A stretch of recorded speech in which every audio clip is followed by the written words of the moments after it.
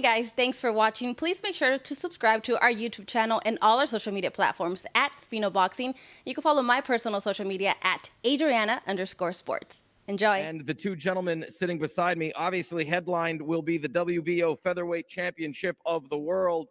The champion, Emmanuel Navarrete, the challenger, Christopher Diaz. We will be speaking with those two gentlemen momentarily, but the co-feature is with me on the stage currently, and we want to get to it. Edgar, Berlanga, Demond, Nicholson. Gentlemen, thank you for spending time with us today. To everybody tuning in, thank you for joining us. We hope that you are happy and healthy. Let's just dive right in. You have had 16 first-round knockouts to start your career.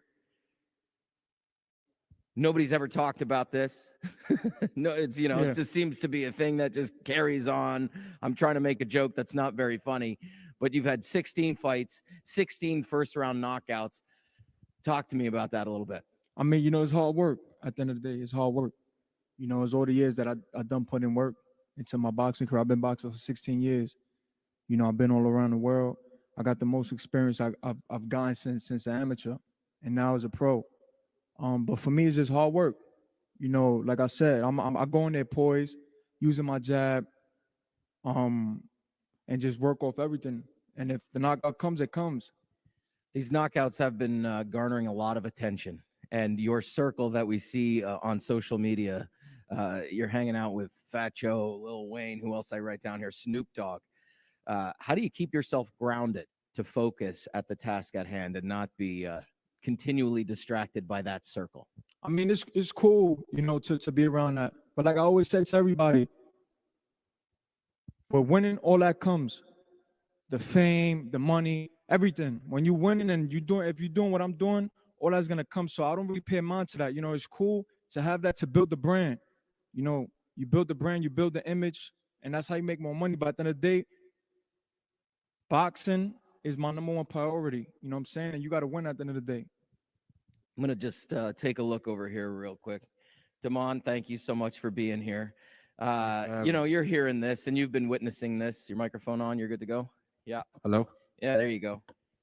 What's it feel like now that we are days away and you are stepping into the ring with somebody who's knocked out all his opponents in the first round? Like you said, man, it's boxing. I actually thought he was much bigger than what he sees when I see him in person. But man, it's boxing. At the end of the day, that's all it is. At the end of the day, it's a science. And you gotta have the chemicals and everything put together to get it done. At the end of the day, man. So I'm just here, man. I'm ready. That's it. I've been here and I'm ready. We drove together from the airport. We had the top rank shuttle together, and you were very excited to get off that plane and be here and get things started. What did it mean to you when you got the call saying, "Hey, their camp wants to fight you"? When we got the call, it's like, that's not a bad fight. When we first got it, we turned it down. They called us in I think December or January.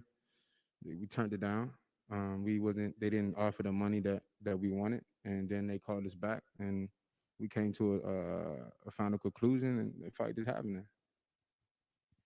Last time you were on ESPN, you gave Hart a great fight. You lost via knockout. How are things different this time around? Because this is no joke. We're here in Florida.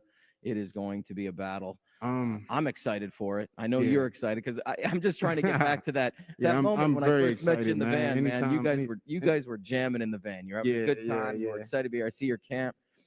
How is it different this time? Man, anytime I step in the ring, it's very exciting. It is totally different for me now, man, mentally and physically.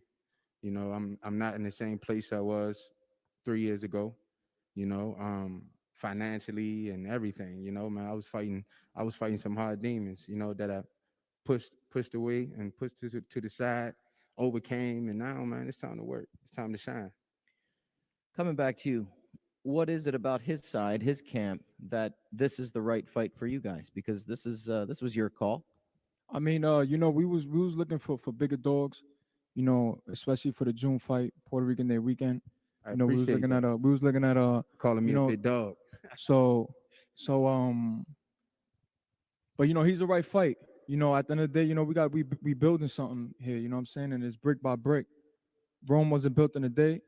So we working. I know he's a veteran. He got a lot of fights under his belt. He got a lot of experience, and these are the type of fights that I need. I'm going to agree with you on that. I think this is going to be a hell of a fight, and I'm looking forward to it. You've got 3,500 Puerto Rican fans that are going to be in the building Saturday night. What's that mean to you? It's a blessing. Like I always say, every fight is for Puerto Rico.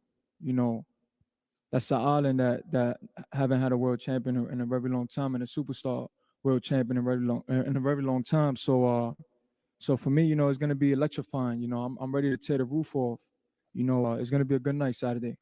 Do you go into these fights with this record? Everybody talking about these 16 knockouts in the first round. Do you go into the fights looking for a first round knockout now to keep that streak alive, or is that pretty much something that's just there? And if it happens, great. If it doesn't, doesn't. Yeah. For me, it's like if it happens, it happens. If it doesn't, it doesn't. At the end of the day, we push in the training camp to go those rounds. In sparring, I make sure that I'm ready to go 12 rounds, whether it's an 8-rounder or 10-rounder.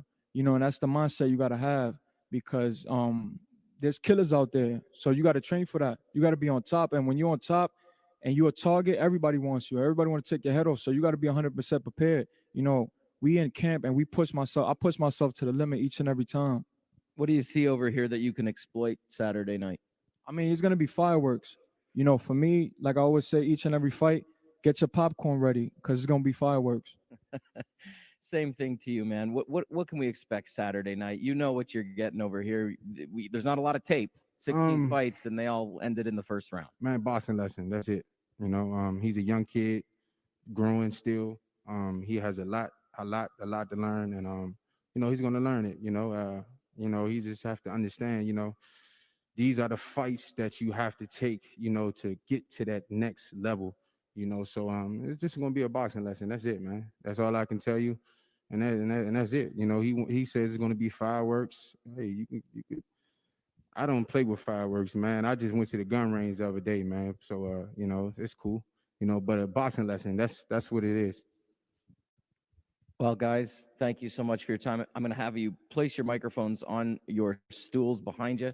Head up front here for your first face-off and picture. This is Edgar Berlanga and